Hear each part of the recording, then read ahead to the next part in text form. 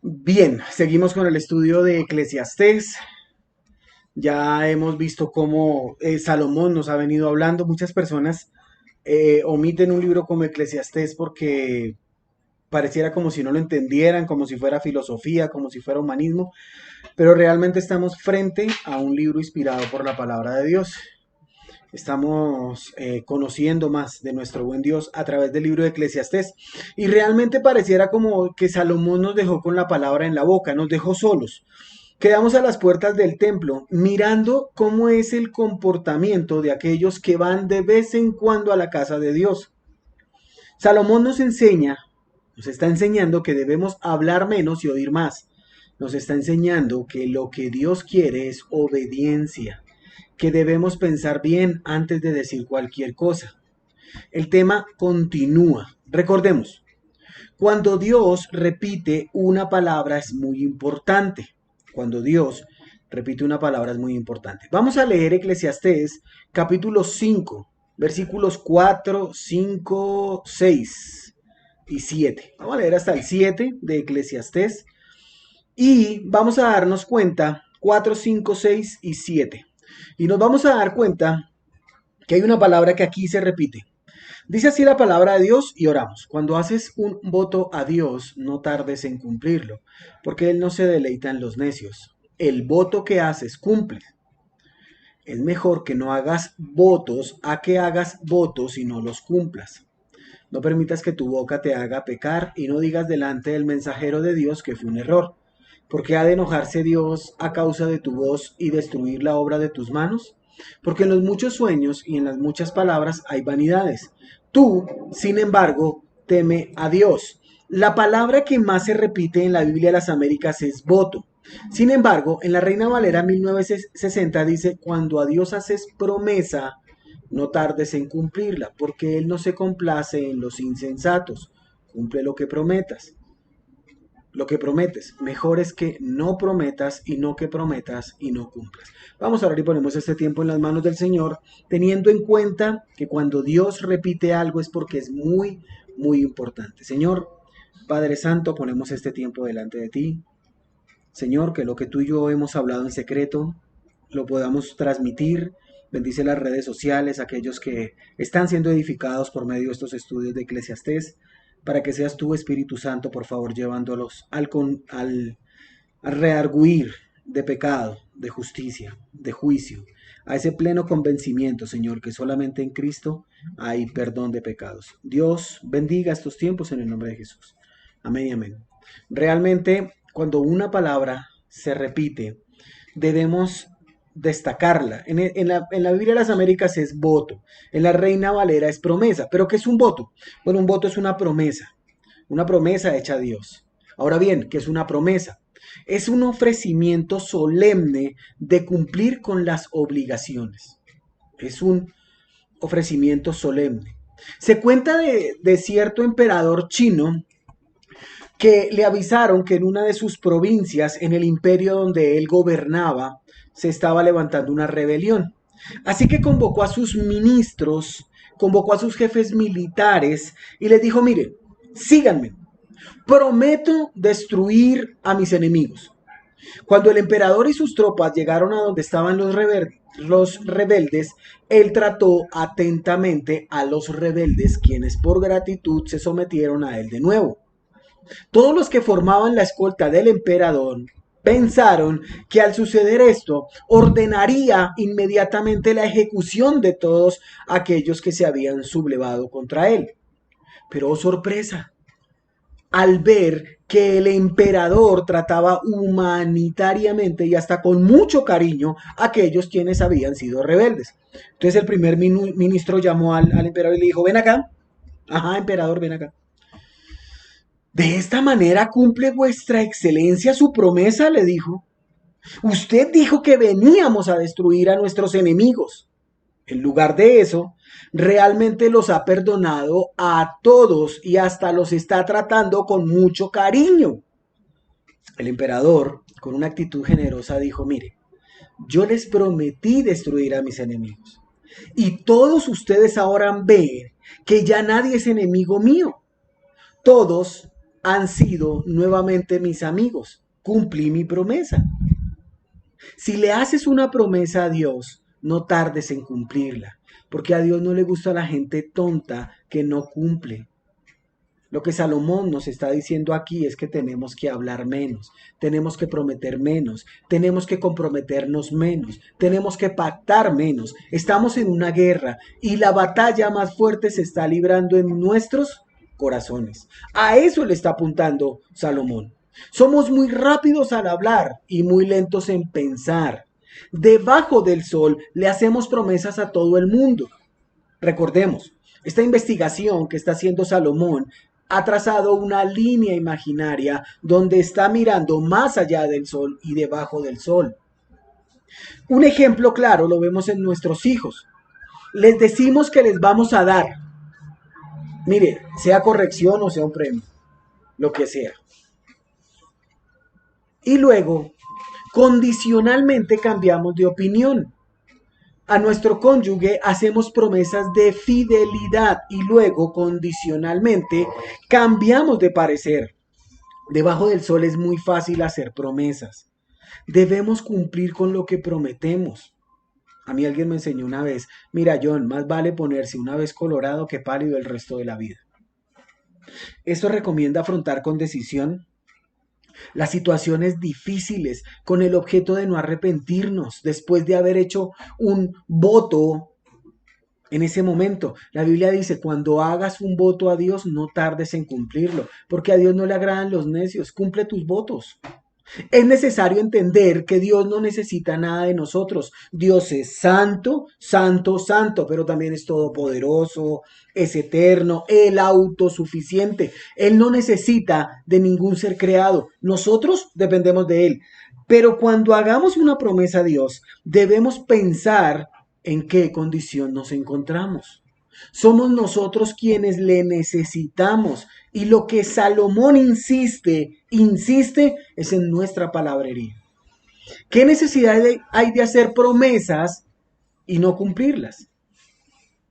¿Qué necesidad? Mira, esto está muy marcado desde Moisés hasta Apocalipsis. Desde Génesis hasta Apocalipsis. Mira lo que dice número 30. Vamos por favor a números 32. Dice números 32, cuando un hombre haga voto a Jehová o haga juramento ligándose con obligación, no quebrantará su palabra. Hará conforme a todo lo que salga de su boca. Todo lo que salga de su boca tiene que hacerlo. Lo que Salomón nos está enseñando no es nuevo. Es algo que la gente de antes tenía clara. La palabra tiene valor. Ojo, dije valor, nunca poder. Eso es algo que se está vendiendo hoy como pan caliente. Que la palabra tenga valor significa que se debe ser fiel a la palabra que se dijo, ya que las palabras generan una acción. Mira bien lo que Salomón está diciendo allí en Eclesiastés 5. Cuando a Dios haces promesa, palabras, no tardes en cumplirla, acciones. ¿Notamos el juego de palabra? Dijiste, cumple. Hablaste, practica. Eso se ve muy marcado en aquellos que enseñamos el Evangelio. ¿Enseñamos algo? Debemos vivirlo. Las acciones gritan más fuerte que tu voz. Las acciones hablan por sí solas. Si ves un predicador hablando de perdón, pero no perdona, no hay coherencia en lo que se está enseñando. Donde las palabras se las lleva el viento, las acciones las afianzan. Una persona buena no necesita decir que es buena, sus actitudes lo demuestran. Siempre que hagas un voto a Dios, no titubees en pagarlo, porque no hay deleite en los necios. Lo que prometes en voto, págalo. ¿Notamos la palabra necio? O sea, que es lo que Salomón ha venido enseñándonos. Necio versus sabio. Salomón habla del necio que dice mucho y se apresuró a hacer un voto. ¿Qué debe hacer? Pues cumplir. ¿Por qué? Mira lo que dice a renglón seguido. Porque a Dios no le agrada la gente falta de seriedad. En palabras coloquiales, sea serio. Con Dios no se puede ser un fresco, un relajado. Muchas personas piensan que hacer un voto a solas con Dios, eso no pasa nada. Como nadie lo vio, entonces no pasa nada. Pero lo que Dios nos está enseñando es que cúmplele a Dios lo que le prometiste. Bueno, yo quiero suponer que alguien me dice en esta mañana, oye, la verdad no me acuerdo si en algún momento lo hice o se me olvidó. Me gusta lo que dice Levítico 5:4, porque la palabra de Dios es viva y es eficaz y nos permite a nosotros acordarnos.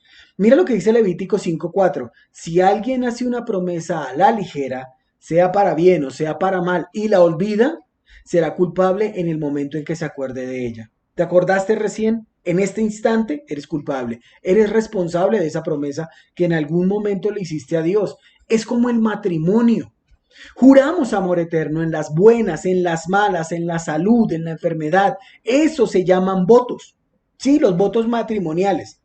No, yo no dije votos de cara, no, votos matrimoniales. Esas promesas con que se sella el compromiso en la ceremonia de la boda. Representa la voluntad de estar unidos, no solo por las argollas, sino también por el respeto, en el amor, incluso en las circunstancias más difíciles. Y así es con Dios. Tiene que haber una voluntad. Debemos estar dispuestos a cumplir lo que prometemos. En la cultura judía era muy común los votos. Mire, recordemos a Ana, la mamá de Samuelito. Allí en primero de Samuel, capítulo 1, versículo 11, dice la escritura que Ana hizo un voto. Dice así, e hizo voto Ana diciendo, oh Jehová de los ejércitos, si miras la aflicción de tu sierva, Ana, te acuerdas de mí y no te olvidas de tu sierva, sino que das a tu sierva un hijo varón, yo lo daré a Jehová por los días de su vida y no pasará navaja sobre su cabeza. ¿Notamos? Tu sierva. Voto hecho, voto cumplido. Eso es un voto sabio, porque lo hizo. Vamos a ver un voto de un necio. ¿Sí? Génesis 28:20. Jacob. Ese es un voto. Mira, ya vimos ahora Génesis 28:20. Y Jacob hizo voto diciendo: si Dios está conmigo y me guarda en este camino en que voy, y me da pan para comer, y me da ropa para vestir, de modo que yo vuelva en paz a casa de mi padre, Jehová será mi Dios. ¿Notamos la diferencia? Ana dice, tu sierva. Jacob dice, me das, me guardas. Tuvo un sueño. Jacob tuvo un sueño. Jehová mismo le habló, se le presentó, le dijo que estaría con él, que lo iba a guardar, que lo iba a prosperar. Y al despertar dice que Jehová está en este lugar. Pero Jacob lo que está haciendo es poniendo ese me protege, me acompaña, me da alimento. Entonces ahí sí será mi Dios. Aunque Dios no es hombre para que mienta, pero parece un voto condicionado. Y muchos hoy juegan a eso. Si Dios me bendice, me congrego. Pero si no me bendice, no. Si Dios me triplica la ofrenda, doy. Si no, no. Si Dios me hace el milagro, esa cantidad de dinero doy. Si no, no. Pareciera que fuese un intercambio. Es mucho más fácil hacer una promesa que cumplirla. Y hasta decimos a Dios que es la última. No, miren, yo no vuelvo a hacer esa clase de promesas. ¿Y realmente lo hacemos? ¿Es la última? Debemos pedir a Dios de su gracia para poder cumplir lo que prometemos. Seremos unos insensatos si hablamos sin pensar y sin antes haber orado. Ojo con eso. El único que hace promesas y las cumple de una sola vez es Dios. Ahora bien, el voto, como ya lo vimos, tiene dos formas básicas, incondicional y condicional. El voto incondicional es un juramento mediante el cual una persona se compromete sin esperar recompensa. El salmista dijo, ahora pagaré mis votos a Jehová delante de todo el pueblo.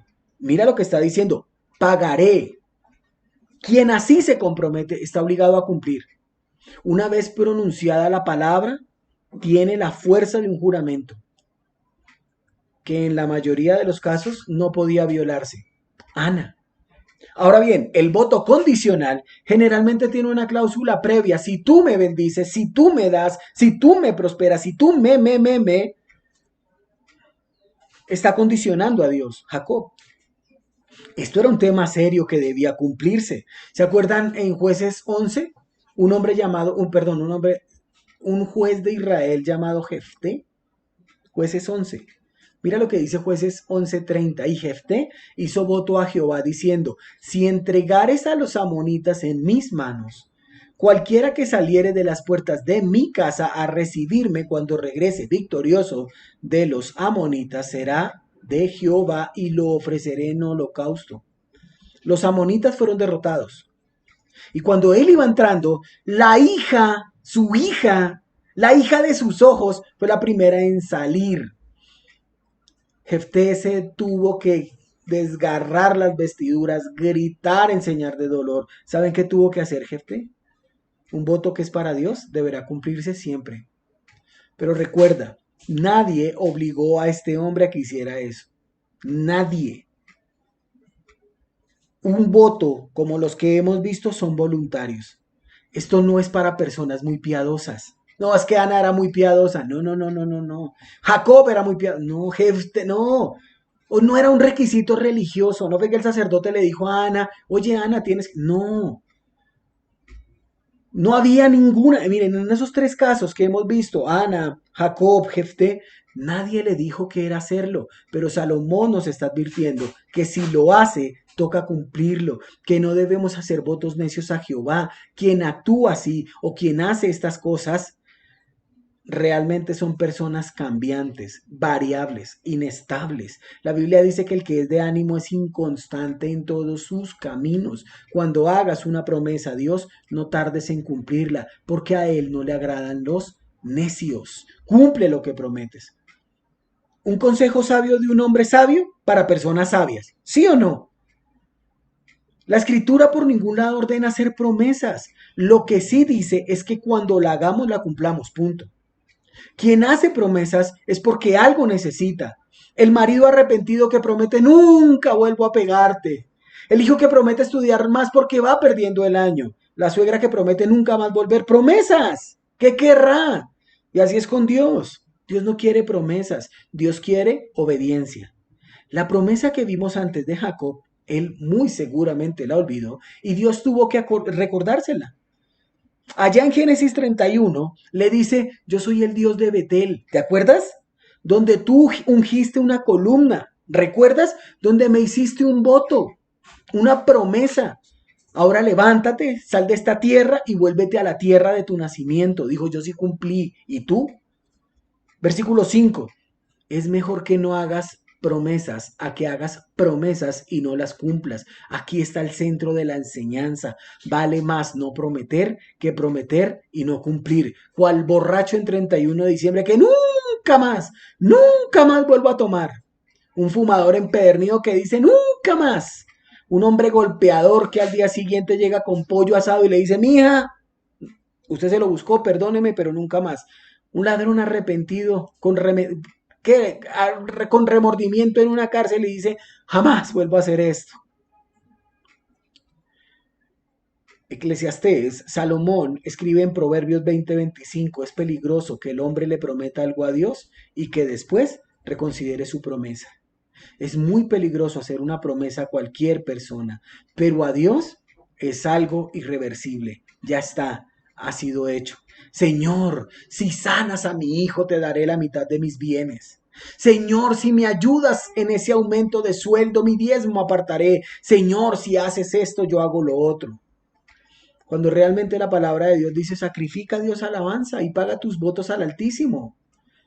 Es mejor no decir nada que hacer promesas y no cumplirlas. Este es un tema muy serio. Es mejor no decir nada. Es mejor cerrar la boca y esperar en el Señor. Oremos antes de hacer una promesa. Y si la hacemos, tenemos que llegar hasta las últimas consecuencias. Te voy a servir. Heme aquí, envíalo a Él. ¿Recuerdan a Ananías y Zafira? Una pareja que lo que buscaba era presumir santidad. Sí, Ananías y Zafira, la mejor disciplina eclesial está en ese par de dos. Capítulo 4 termina con un Bernabé vendiendo su casa.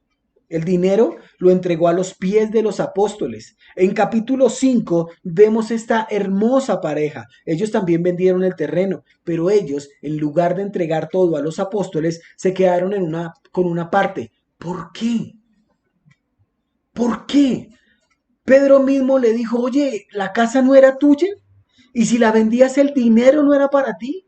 ¿Por qué tentó Satanás tu corazón y le has mentido al Espíritu Santo? Porque querían presumir de muy piadoso. Y así es la gente que hace promesas a la ligera. A la hora de actuar, si no veo garantías, si no veo un respaldo, ¿saben qué? Mejor no sigo.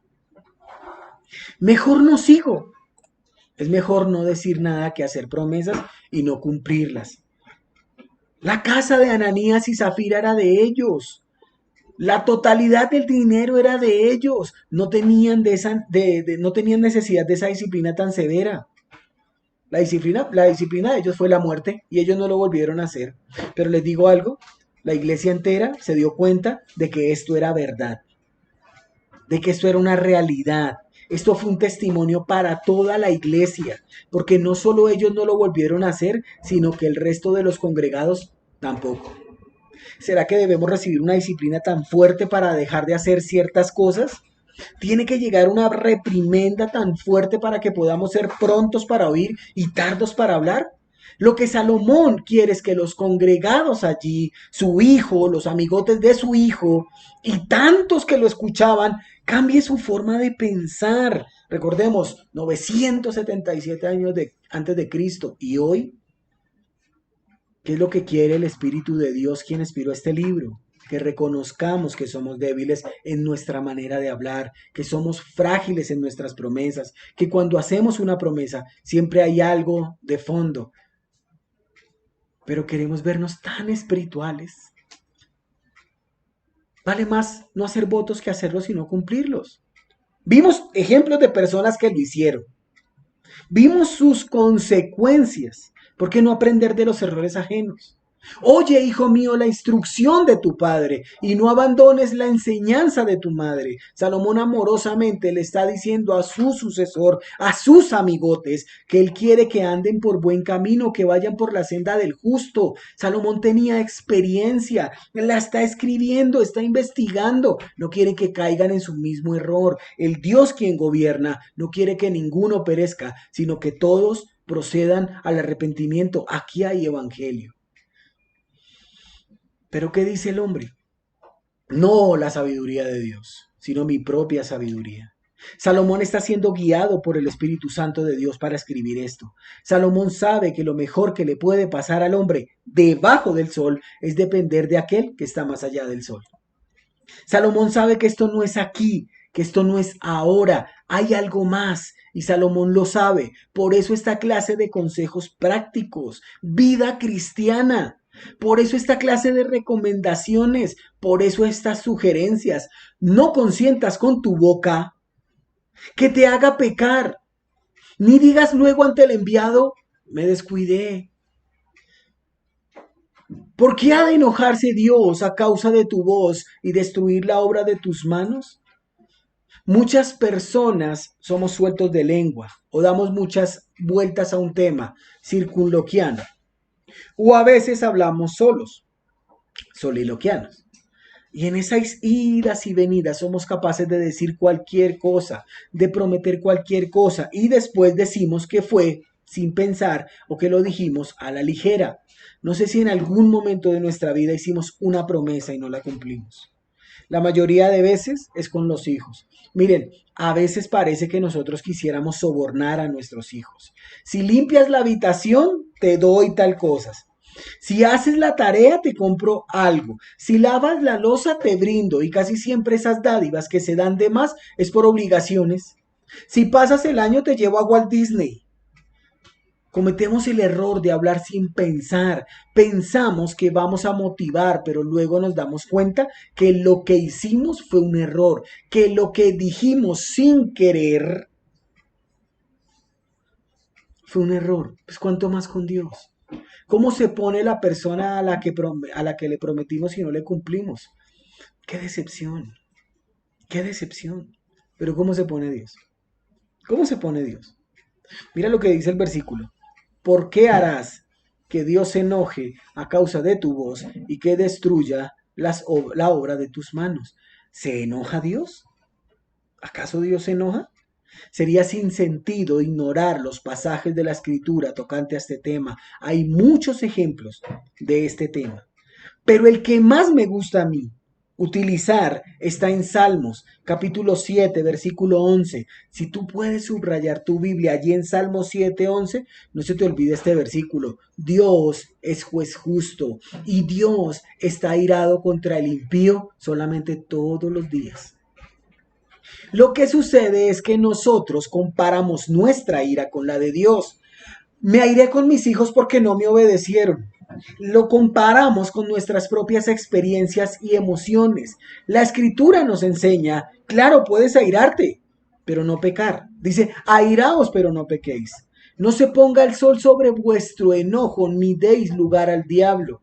Algunas veces quisiéramos vivir en el círculo polar ártico, ya que allí hay 6 meses de sol, nunca oscurece. Entonces puedo estar enojado todo el tiempo. Podemos enojarnos, pero no pecar. Dios no puede pecar. Debemos entender que su ira es más que justa, a diferencia de la nuestra. Él es santo, justo, y el enojo humano no procede la rectitud que Dios desea. Santiago 1:20. Podemos tener este sentimiento acorde a la palabra de Dios. Con esto en mente, podemos decir que Dios actúa en justicia, en veracidad, en rectitud. Esa actitud de hablar, hablar, hablar, enojaría a Dios y quizás destruya todo lo que has logrado. Es importante entender que Dios tiene plena potestad para enojarse y destruir lo que hemos logrado. ¿Saben por qué? Porque hablamos y hablamos, Señor, mi vida te daré. Y Dios dice, ah, sí. John dijo que mi vida me... Ah, perfecto, listo, aquí está. ¿Quién te dijo a ti que yo tengo que hacer eso? Me dice el Señor, ¿y quién te dijo que tú tenías que prometer eso? ¿Por qué lo hiciste? Es importante entender que Dios tiene plena potestad para enojarse y destruir lo que hemos logrado.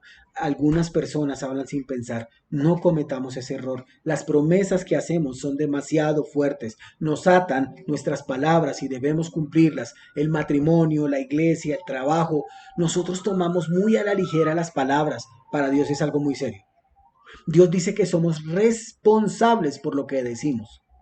No tratemos de disculparnos diciendo que quizá lo hicimos en un momento de emoción o que quizás tratábamos de hacerlo y luego descubrimos que no lo podíamos hacer. Lo más triste es que muchas veces decimos, no puedo. Y sí podía. Tratamos con un Dios vivo y hay muchas personas que no se dan cuenta de esto. Proverbios 8:36 dice, pero el que peca contra mí, dice Jehová, a sí mismo se daña. Todos los que me odian aman la muerte. Y esto es de lo que viene hablando Salomón. Sabiduría, necedad. La sabiduría es la fuente de la vida. Todo aquel que aborrece la sabiduría y la rechaza actúa como si amara más la muerte que la vida. Salomón no ha cambiado el tema. ¿Necio o sabio? ¿Cuánto hablas? ¿Sabio o necio? ¿Lo que dices lo cumples? ¿Necio o sabio? A eso se refiere. ¿Qué tienes que hablar? ¿Qué es lo que realmente quiere Dios que tú le digas? Tu pecado. Porque es que el pecado no confesado, eso sí, hablemoslo, rompe el orden y la paz entre Dios y las personas. Aunque no sea intencional, se debe hacer una expiación. Lo que pasa es que esta palabra ignorancia, este sustantivo que describe los actos en los que el pecador está plenamente consciente, pero es que la pecaminosidad de esos actos se conoce después de que el acto tiene lugar. Lo hice neciamente, lo hice sin saber. Toda esta clase de cosas trae la ira de Dios que surge porque las personas no cumplieron con sus deberes adecuadamente. Dime por qué debería Dios estar enojado con tu voz. ¿Por hacer una promesa imprudente? ¿Por hacer un voto acelerado? ¿Por hacer una petición pecaminosa? ¿Un consejo sabio? No mío. Recordemos que a mí me encanta el libro de Eclesiastés porque realmente el que está predicando es Salomón. Yo sencillamente estoy repitiendo lo que está diciendo él. Mira, un consejo sabio, no dejes que tus palabras te hagan pecar y que Dios se enoje contigo. Ya está. Fin de la predicación, ya. Oremos y nos vamos. Pero es que cuando una persona empieza a hablar y a prometer, si yo, por ejemplo, le digo a mi esposa, oye, me comprometo a que te voy a llevar a cenar el viernes. Si llega el viernes, no, es que estoy cansado, hoy me tocó un día pesado, no tengo el dinero. ¿Cómo se pone ella? ¿Cómo se pone ella? ¿Cuál león rugiente buscando a quien devorar? Algo así, algo así, algo así. Ella tiene el derecho de reclamar. Ella tiene el derecho de exigir. Va a querer protestar. Adquirido. Yo he adquirido una deuda con ella. No prometas nada con tu boca que tu carne te lleve a desobedecer. Todo lo que está enseñando Salomón es el resultado de una adoración superficial. Si es que lo puedo llamar adoración. Por no decir, ¿cómo lo diríamos? Un cariño superficial. Un fervor idolátrico, una devoción pagana, y quiere que las personas tomen una decisión por la verdadera adoración, por la genuina adoración. Y cabe resaltar que adoración es vida, no es una canción suave que te lleva al momento, no es la cena del Señor, aunque sí, adoración es conocer a Dios, obedecerle y caminar en esa verdad, pase lo que pase. Vamos a ver en segundo libro de Samuel capítulos 15. En segundo libro de Samuel capítulo 15, una hermosa promesa. Vamos a, por favor, a segundo libro de Samuel capítulo 15. Voy a leer desde el versículo 7 y luego doy el contexto. Al cabo de 40 años, dijo Absalón al rey, Absalón, permíteme que vaya y pague mi voto, el cual juré a Jehová en Hebrón. Porque tu siervo, Absalón, hizo un voto mientras moraba en Jesús, en Siria, diciendo, ciertamente, si Jehová me hace volver Absalón a Jerusalén, yo adoraré a Jehová. Si leemos estos dos versículos sin contexto, cualquiera persona puede decir, este Absalón es un hombre cumplidor. Lo que promete, lo cumple. Pero el propósito de este voto era otro. Era una excusa para arrebatar el trono del rey. ¿Quién era el rey? David, el papá. Y Absalón quería el trono y quería matar al rey. Durante mucho tiempo se la pasó a las puertas del castillo dando soluciones a los ciudadanos, y cuando su padre le escuchó, le dijo, hijo mío, ve en paz, cumple tu voto. Eso al día de hoy es como cuando un hijo dice, me voy para la iglesia. ¿Cómo se pone el padre si es creyente? Uy, gloria a Dios. Aleluya, aleluya. Y lo que está buscando este chino malcriado es la chica de cabello negro, ojos azules y piel morena. ¿A qué va el joven? ¿A qué va Absalón? Por eso debemos estudiar la escritura en su contexto. Por eso Absalón nos enseña que iba a proclamarse rey, pasando por encima de su padre. ¿Qué tal ese voto? Por eso un voto o una promesa sin contexto es un muy buen pretexto. ¿Por qué hacer que Dios se enoje por lo que dices y destruya lo que has hecho? Mi promesa, dice Absalón, es que voy a proclamarme rey y voy a matar a mi papá. ¿Saben? Hace muchos años, aquí en Colombia, los sicarios se persignaban. Los sicarios con el revólver en sus manos se persignaban y sin importar a quién mataran, sin importar qué dijeran, sin importar lo que hacían, sin importar, mataban a su cliente, pero antes se persignaban. Virgen de las Mercedes, patrona de los reclusos. Muchas cosas son en pro de una creencia errónea, pero creencia. Por eso muchas personas hacen votos a un Dios con D minúscula que no conocen y mucho menos obedecen. A un Dios todopoderoso, un Dios creador, un Dios magnífico. Versículo 7. Porque en los muchos sueños y en las muchas palabras hay vanidades. Tú, sin embargo, teme a Dios. Recordemos algo. La repetición es la fuerza del aprendizaje. La repetición es un mecanismo natural, eficaz para consolidar lo que se ha estudiado. Mira lo que dice versículo 3 de Eclesiastés 5. Porque los sueños vienen de la mucha tarea y la voz del necio de las muchas palabras. Y este versículo 7 dice, porque en los muchos sueños y en las muchas palabras hay vanidades. Tú, sin embargo, teme a Dios. Lo que Salomón quiere es que guardemos en el disco duro la información. Esto es un refrán. Por eso lo repite allá arriba y lo repite aquí abajo. Ese viejo dicho tan útil. Este es un mundo de sueños y palabras y cosas sin sentido, pero tú y yo debemos mostrar respeto por Dios. Todo lo que hay en este mundo es un hálito, un vapor. Todo es vanidad de vanidades. La única realidad del ser humano es que Cristo es el camino, la verdad y la vida. ¿Entendemos que el tiempo no nos está alcanzando? ¿Nos percatamos que el afán está al orden del día? ¿Piensas en la muerte? Quien siempre piensa en la muerte, en Dios pensará siempre. Quien siempre piensa en la muerte, en Dios pensará siempre. Si mueres hoy, ¿dónde pasarás la eternidad? ¿Y por qué estás tan seguro de esa respuesta? En vez de hablar tanto, con la idea de impresionar a otros, teme a Dios. Y no estamos hablando de miedo y alejamiento. Me acuerdo que cuando yo era pequeño le tenía miedo a la oscuridad. Ahora temo cuando llega el recibo de la luz. Sino de acercarnos a Él en reverencia. Honrarlo, porque Él merece. Él es digno de ser temido. No debemos de temer cosas a la ligera. El hecho de venir a la casa de Dios para encontrarnos con Él es un signo de adoración. El Salmo 115:3 dice, pero nuestro Dios está en los cielos. Él hace todo cuanto le place.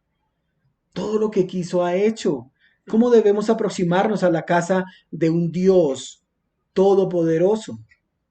Nadie puede experimentar el verdadero gozo de la adoración sin haber experimentado primero un profundo y genuino temor reverente a la persona de Cristo. Nuestra aceptación delante de Dios depende de la obra redentora de Cristo.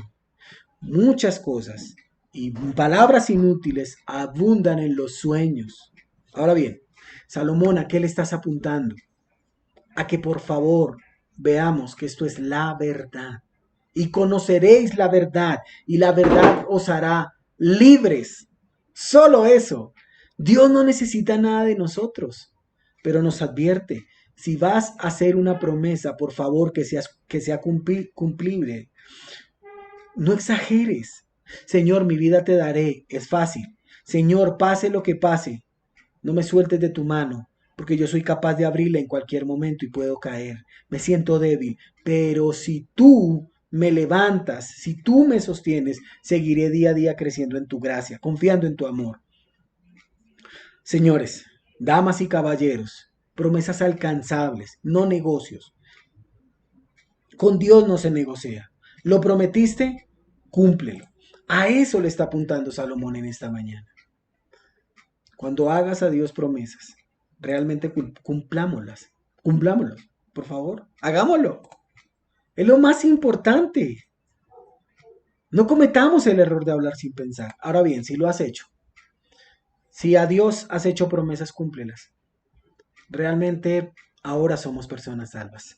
Y más adelante, en el versículo 8 y 9 que vamos a estar estudiando la próxima semana, dice, si ves la opresión del pobre y la negación del derecho y de la justicia en la provincia, no te sorprendas del hecho, porque un oficial vigila sobre otro oficial y hay oficiales superiores sobre ellos. Con todo, es de beneficio para el país que el rey mantenga cultivado el campo. ¿Qué nos quieres decir, mi querido Salomón? ¿A qué le apuntas? ¿Qué es lo que quieres decirnos con esto? Bueno, eso lo estaremos estudiando la próxima semana. Por el momento, pensemos. Dios está arriba y nosotros aquí en la tierra. Nosotros necesitamos de Él. Él no necesita nada de nosotros. Oremos. Padre nuestro que estás en el cielo, te damos gracias. Gracias por esto que tú nos estás enseñando. Gracias por el libro de Eclesiastés. Gracias por tu Santo Espíritu que nos enseña. Señor, a ti sea el honor, la gloria y la alabanza.